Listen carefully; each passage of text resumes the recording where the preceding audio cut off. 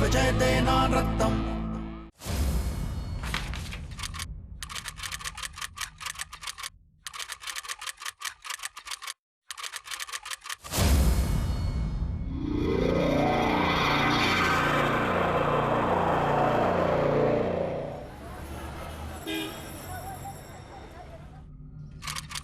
देर हो गया।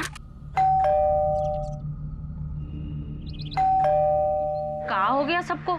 सो रहे क्या अभी तक? अरे बाबा, छोटू, क्या हो गया सबको? दरवाजा नहीं खोल रहा है कोई। भौजाई,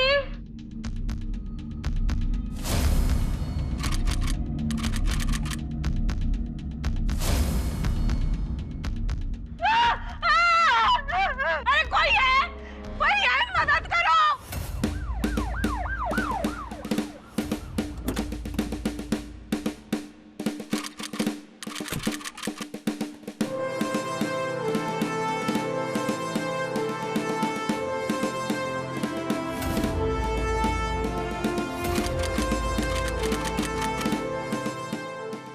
रश्मि,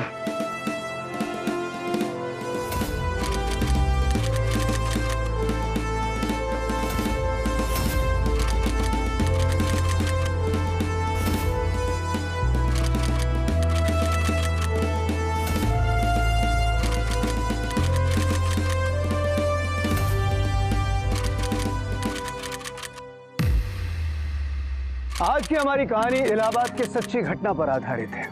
एक संपन्न परिवार में अचानक बहुत बड़ा हादसा हो जाता है। लोगों में खलबली मच जाती है। ठाकुर परिवार की आकस्मिक मौत, क्या यह हादसा था या फिर हत्या?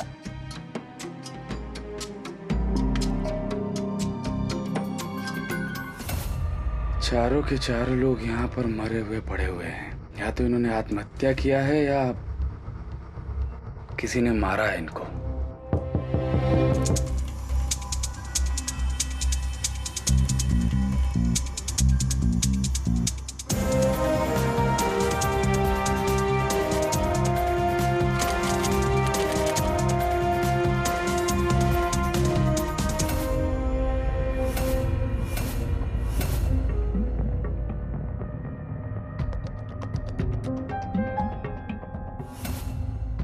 सर, इसकी सांसें चल रही है। फटाफट इसको हॉस्पिटल ले जाओ। घर के 4 लोग हॉल में पड़े हैं और ये यहाँ बेहोश है। ना कोई चोरी का निशान, ना हाथापाई का, और यहाँ वहाँ देख के लगता भी नहीं कोई जबरदस्ती हुई है यहाँ। तो फिर इन सबका मौत हुआ कैसे? कोई घर का भेदी है का या सामूहिक आत्महत्या?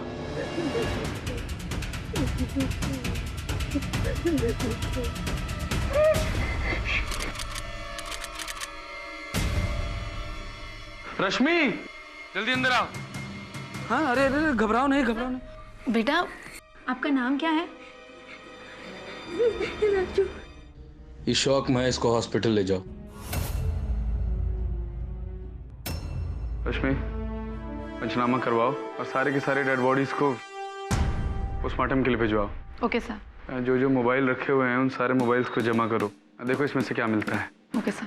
दिव्या के मुंह से झाग निकल रहा था और यहाँ पर जितने लोग हैं इनके मुंह से भी। खाने में ही कोई गड़बड़ लगती है। जितना भी खाना यहाँ पर रखा हुआ है सबके सैंपल कलेक्ट करो और ये सामान कहाँ से आया हुआ है ये भी पता करो। आसपास के जितने भी हॉस्पिटल्स हैं उन सब में अलर्ट जारी करवाओ। अगर फूड पॉइजनिंग का मामला है तो और भी केस जरूर आए होंगे। मुंह से निकला झाग, घर में पड़ी हुई अस्त व्यस्त लाशों को देखकर पुलिस इंस्पेक्टर संग्राम दुबे और सब इंस्पेक्टर रश्मि सिन्हा सख्ते में आ गए। अब उनके सामने सिर्फ एक ही चुनौती थी कि इस घटना से लोगों के मन में जो डर पैदा हो गया है उसे किसी भी तरह से मिटाना। किसी से इनका कोई झगड़ा फसाद कुछ ऐसा आप लोगों को कुछ अता पता है? साहब, पिछले महीने इन्होंने अपनी पुरानी नौकरानी सुनीता को धक्के मार के निकाल दिया था और उसके ऊपर चोरी का इल्जाम भी लगाया था। बड़ा तमाशा हुआ था। गंगा माता की सौगंध, हमने कोई चोरी नहीं की। हम तो साफ सफाई कर रहे थे। तुम जैसे चवन्नी छाप लोगों की नियत में खोट आई जाती है। औरत है इसलिए छोड़ दे रहे। बस बहुत हो गया। मेरी हाय लगेगी, आपके सारे परिवार को सत्यानाश हो जाएगा, आपके खानदान का। कैसा स्वभाव था उसका? बहुत ही गर्म खोपड़ी थी उसकी।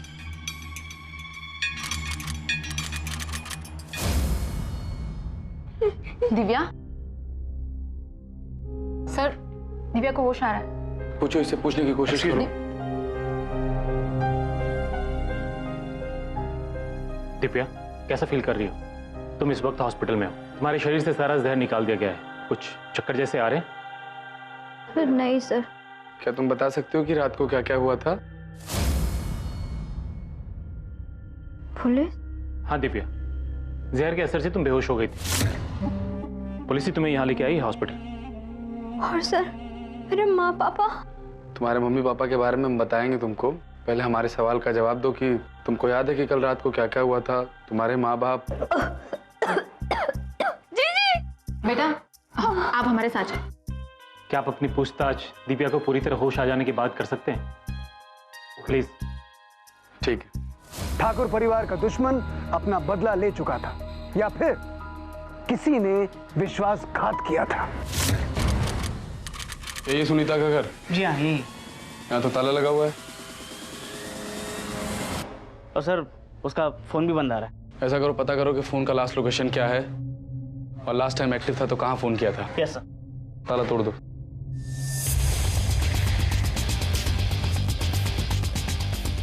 ढूंढो।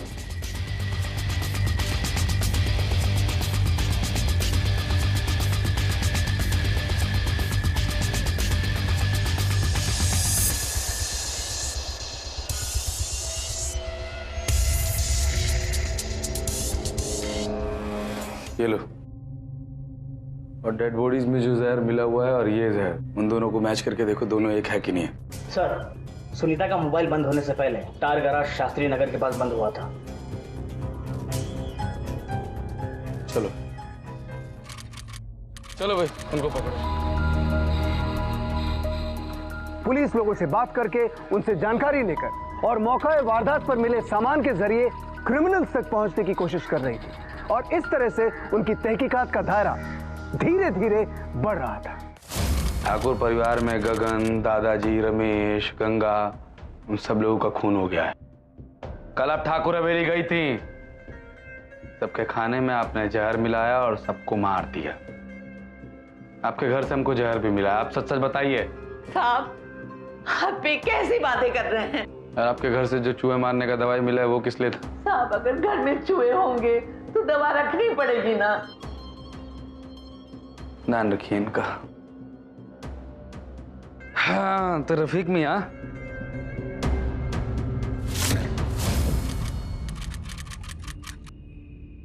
ये सुनीता तुम्हारे गैराज में कब आई और क्यों आई? सर मुंबई से मेरे दोस्त विशाल का मुझे फोन आया। उसने बताया कि जिस फैक्ट्री में उसकी माँ काम करती है वहां की औरतों ने उन्हें अंदर बंद कर दिया है। मैं तो बस उन्हें छुड़ाने गया था सर। मेरा गैराज उस फैक्ट्री से बहुत ही नजदीक है सर। हम तो सिर्फ बात कर रहे थे सर।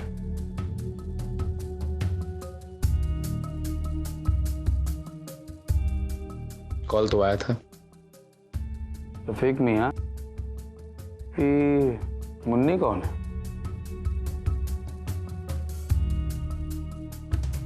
गर्लफ्रेंड वर्लफ्रेंड है कहा?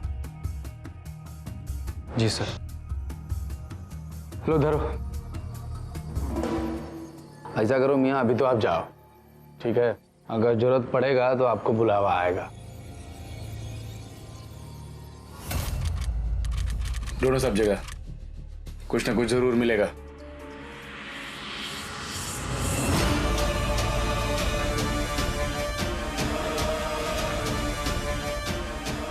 Divorce paper?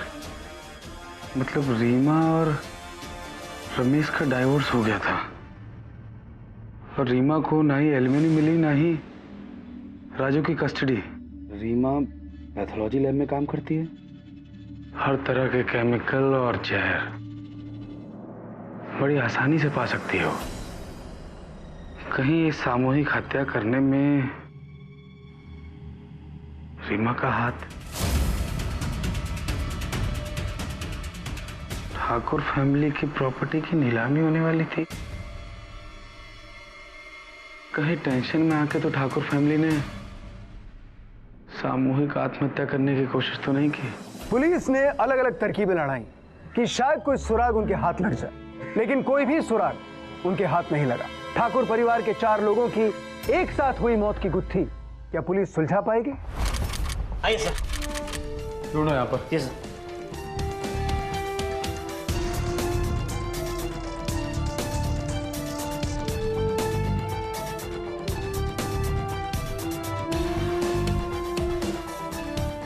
शिवराम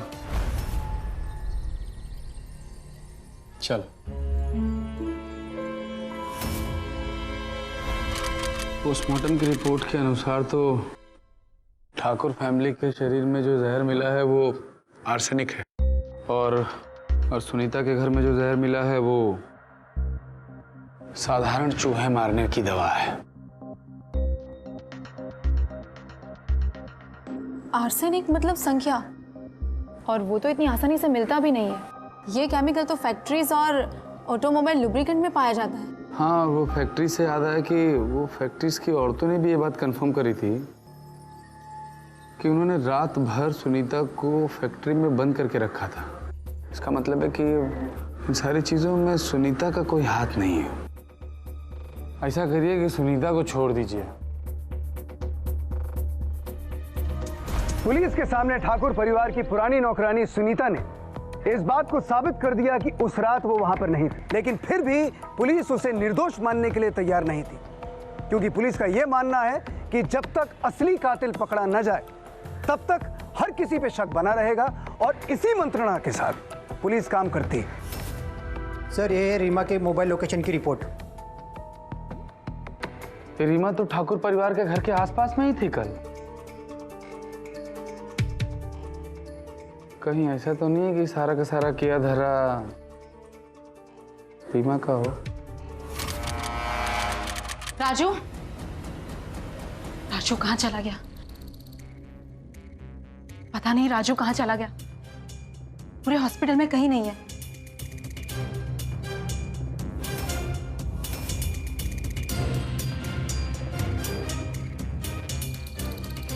ये लेडी कौन है? और राजू इसको देखकर इतना खुश हो रहा है, क्या वो उसे जानता है?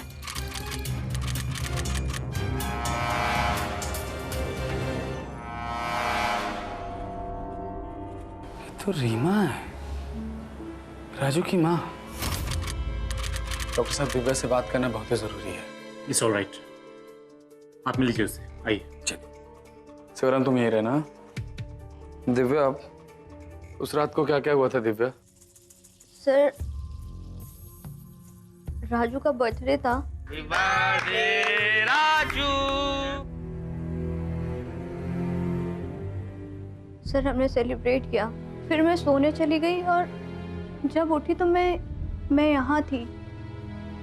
और सर, फिर पता चला कि मेरे मम्मी पापा, चाचा चाची और दादाजी सब लोग। उस रात को घर में कोई आया था? ऐसे किसी अनजान आदमी को तुमने देखा? जी सर। दिव्या, उस रात तुम्हारे घर में सबके मोबाइल हमें मिले, तुम्हें छोड़ के। ओ सर, हमने पढ़ाई पर फोकस करने की वजह से फोन रखना बंद कर दिया था। सर, राजू कहाँ है? राजू को रीमा यहाँ से भगा के ले गई है। रीमा चाची? अच्छा, कहीं तुम्हें ये शक तो नहीं है कि रीमा ने तुम्हारे परिवार वालों को जहर दिया हो? नहीं सर। रश्मि, जी सर। यहाँ आसपास के जितने भी हॉस्पिटल्स हैं, जितने भी डॉक्टर्स हैं, सबको अलर्ट जारी कर दो। डॉक्टर्स की जितने भी यूनियन हैं, सबके पास राजू की और रीमा की फोटोग्राफ्स भेज दो, और सबको कह दो कि अगर इन दोनों के बारे में कोई भी जानकारी मिलती है, कोई भी इंफॉर्मेशन मिलती है, तो कंट्रोल रूम में जल्दी से जल्दी इन्फॉर्म करें। जी सर। गो। पुलिस वाले इस बात को समझ नहीं पा रहे थे कि एक बहू का अपने ससुराल वालों के साथ जो रिश्ता है, वो रिश्ता इतना कैसे उलझ गया। ठाकुर परिवार के आपसी रिश्तों की जो गुत्थी है, वो गुत्थी अब पुलिस वालों को कंफ्यूज कर रही थी। अब रीमा से पूछताछ करना जरूरी था। अरे अरे ऐसा मैडम जी, ये बताइए कि आप बच्चा लेके काहे भागी? मेरा बच्चा है और मुझे मेरा बच्चा चाहिए। बस एक चीज बता दीजिए कि ठाकुर फैमिली के चारों लोगों को आपने कैसे मारा? ये आप क्या कह रहे हैं? इस रात को मर्डर हुआ, आपके फोन का लोकेशन वहीं था। मैं अकेली गई थी हवेली में। मेरा बच्चा। Wish you very happy birthday. देखो मम्मी क्या लाई है तुम्हारे लिए, खीर। तुझे बहुत पसंद है ना? राजू, बेटा राजू।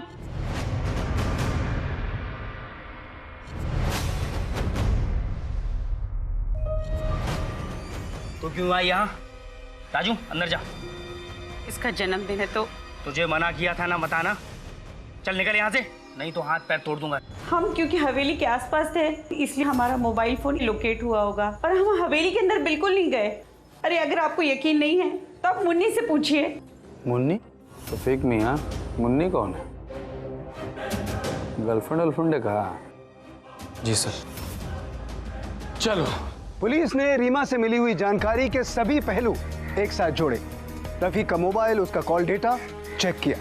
अपने असली गुनहगार तक पहुंचने के लिए अब पुलिस वालों को नए पैंतरों की जरूरत थी। ये मुन्नी वही है, ठाकुर फैमिली वाली दिव्या, जिसके घर में 4 मर्डर हुआ है? जी सर। लो चलो फिर, चलो चलो, उठो उठो। और सर मैंने किया क्या है? अरे सब बताएंगे कहाँ की हो तुम, चलो। तो तुम्हारा वो लड़की से का अंग्रेजी में बोलते हैं अफेयर है। जी सर। लड़की के जो फैमिली वाले लोग हैं वो सब इस प्रेम प्रसंग से राजी नहीं थे। जी सर। वही बात के लिए तुम उन सबको मार दिए? नहीं सर, हमने किसी को नहीं मारा। ये बात बिल्कुल सही है कि दिव्या के घर वाले हम दोनों के रिश्ते से बिल्कुल खुश नहीं थे, मगर हमने उन्हें नहीं मारा। वो हुआ यूं था कि तुम्हें कितनी बार मना करा इसके चक्कर में मत पड़ना। तूने हमारे खानदान की नाक कटवा के रख दी है। और तू? उन्होंने हमें बहुत मारा। सिर्फ इस बात का बदला लेने के लिए हवेली में घुस गए, सबको जहर देके मुआ दिए? नहीं सर, हमने किसी को जहर नहीं दिया, हमने किसी को नहीं मारा। हम तो खुद चाहते थे कि दिव्या के घर वाले खुशी से हम दोनों की शादी करवाएं। भला हम उनको क्यों मारेंगे सर? लास्ट टाइम तुम दिव्या से कब और कहाँ मिले थे, जरा ही बताओ। सर मर्डर वाली रात वो मुझसे मिलने गैरेज में आई थी, बस उसके बाद नहीं। तुम्हारे परिवार में वो जो 4 मर्डर हुआ है उसके कातिल का पता चल चुका है। वो खुद बताया है कि चुपचाप वहाँ हवेली में गया, एक एक करके सबको जहर दिया, सबको मार दिया। हो गया उसका काम। अब कल उसका पेशी हो जाएगा और बहुत जल्द सुनवाई होकर के उसको फांसी की सजा मिल जाएगा। किसने किया ये मर्डर? दिखाओ भैया, दूल्हे राजा को दिखाओ दिखाओ दिखाओ।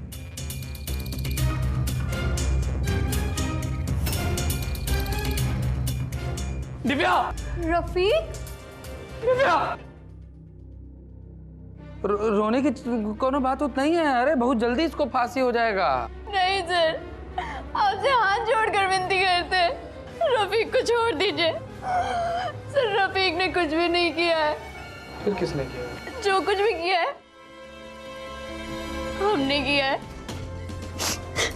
हमें तो उसी समय पता चल गया था जब तुम्हारी चाची ने बताया था कि तुम्हारे घर का नाम मुन्नी है। अरे अगर आपको यकीन नहीं है तो आप मुन्नी से पूछिए। ये कौन है? दिव्या। अच्छा, तो दिव्या का एक ठो नाम मुन्नी भी है? दिव्या का घर का नाम मुन्नी ही है। तो ठीक है, फिर तुम्हें बता दो कि क्यों किया, कैसे किया, कब किया। सर हम और रफीक एक दूसरे से बहुत प्यार करते हैं, पर सर घर वालों को ये मंजूर नहीं था। उन्होंने मुझे मना किया उससे बात करने के लिए, पर हम नहीं माने सर। और जब उस दिन हम उससे मिलकर वापस आ रहे थे। बस बहुत हो गया, अब पानी सर के ऊपर आ गया है। पूरे समाज में दिव्या ने हमारे खानदान की नाक कटा के रखी है। पैदा होते मर क्यों नहीं गई? अरे मरी नहीं है ना तो हम मारते थे। कल सुबह उसे गंगा मैया में डुबो के उसे भी मार देते।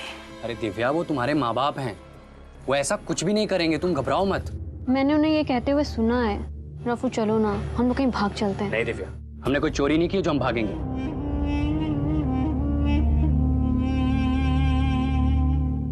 अरे दिव्या, उसको हाथ मत लगाओ। क्यों, क्या है ये? वो कार स्पेशल सर्विसिंग के लिए यूज होता है और बहुत ही जहरीला है, छोड़ो उसे। बस बहुत हो गया, ये लोग मुझे खत्म करना चाह रहे हैं। आज रात मैं ही इन्हें खत्म कर देती हूँ।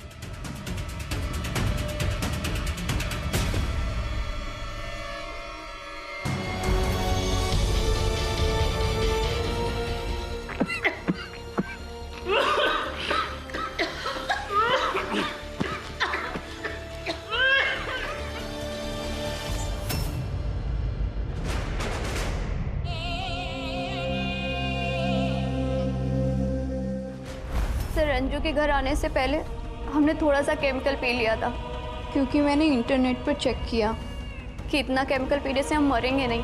पुलिस आएगी, हमें हॉस्पिटल ले जाएगी और डॉक्टर हमें बचा लेंगे। लेकिन कानून की 2 धाराएं 302 और 201, उससे तुम नहीं बच पाओगी। 302 के तहत जो तुमने अपने परिवार का मर्डर किया है और 201 के तहत जो सारे के सारे सबूत मिटाने का कोशिश की हो तुम, उसका तो तुमको कड़ा से कड़ा सजा मिलेगा। जिंदगी भर जेल में सड़ोगी तुम। सच्चाई सामने आते ही पुलिस इंस्पेक्टर संग्राम दुबे और सब इंस्पेक्टर रश्मि सिन्हा हैरान रह गए। सुलझाने के लिए लगभग असंभव दिखने वाला यह केस पुलिस ने बड़ी ही चतुरता और सरलता से सुलझाया।